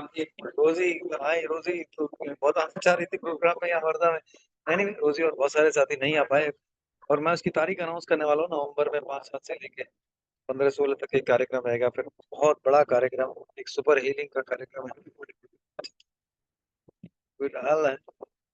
Enjoying those beautiful programmes, और एक स्पेशल सुशासन, स्वशासन और इसको कहते हैं कि संपूर्ण स्वराज के लिए एक कार्यक्रम रहेगा 11 से 14 सितंबर तक वर्धा में। नवंबर 5 से करीब करीब 15-16 तक एक निश्चित जगह में, उस प्रॉब्ली भोपाल के पास में जा रही है। यहाँ पे हमारे मयंक पिंचा जी ले जाएंगे और फिर 21 से 21 नवंबर से इनफैक्ट प्रोग्राम तो औपचारिक 25 से हम लोग थोड़ा 4-5 दिन पहले पहुंच जाएंगे। मिलेंगे छत्तीसगढ़ में करीब 1000 यूथ एक साथ। बहुत India on the rise, all of us on the rise, you are on the rise. सभी को प्रणाम, नमस्कार। I am very happy to see Madan दादा हियर। जीवेश पांडे जी नमस्कार। आप नए साथी राकेश जी मिलने गए होंगे आज आपसे, नहीं तो कल सवेरे मिलेंगे। ओमपाल जी नमस्कार। आचार्य Antarak ji one of the founders of this program नमस्कार। धीरज सिंह जी नमस्कार। धीरज सिंह जी अलावत, मुझे आपने आपके विषय में राजीव भैया ने बताया सभा always welcome. Did very well by coming and of course Rosie did not do very well by not coming. तो चलो सभा आई, बहुत अच्छा उसने सीखा। रोजी आती तो सीखती भी और सिखाती भी, कोई बात नहीं। रोजी और सभा तो हमारे कर्णधार हैं, योद्धा हैं। और जो भी साथी में इसमें मैं सबके नाम, मेरी इसमें जो तस्वीर आ रही है, नवी खान साहब नमस्कार, thank you, welcome here. Tecno Spark 73 welcome. Tulsidas ji thank you. Tulsidas ji हम अभी यहाँ पे हैं, ये कौन सा डिस्ट्रिक्ट है? धुले, हाँ धुले में है। मालपुरा, हाँ क्या बढ़िया नाम है, माल ही माल। ठीक है, तो उसमें बहुत ज्यादा इनफैक्ट आगे किसान कैसे माल यानी कि धन कमाएगा, इसके लिए कुछ अच्छे प्रयोग हैं यहाँ पे, बहुत सुंदर प्रयोग हो रहे हैं। महाराष्ट्र बड़ी रिच है इन सब प्रयोगों में, आपके साथ शेयर कराएंगे। और जीवेश जी कल थोड़ा सा उनको जो साथी हैं शायद वो रात्रि में जबलपुर में विश्राम करेंगे, ऐसा मैसेज आया था उनका। तो आप उनसे भी, हमारे जो सचिन अवस्थी जी हैं उनसे मुलाकात करा दीजिएगा।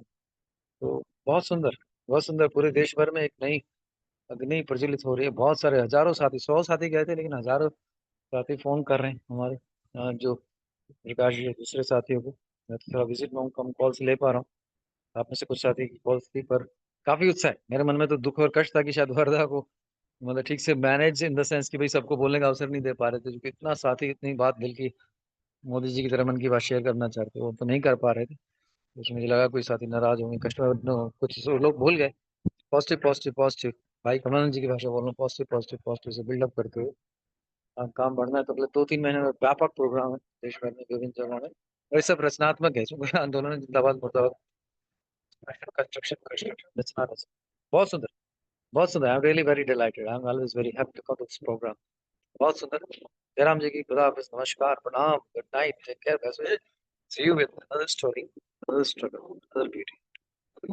साथियों के और एक नए संघर्ष के साथ उपस्थित होंगे ठीक 8 बजकर 10 मिनट। प्रणाम, नमस्कार, टेक केयर, बेस्ट विशेष। तो ये है, मैं अपने हाथ को ही लोअर कर, ओके।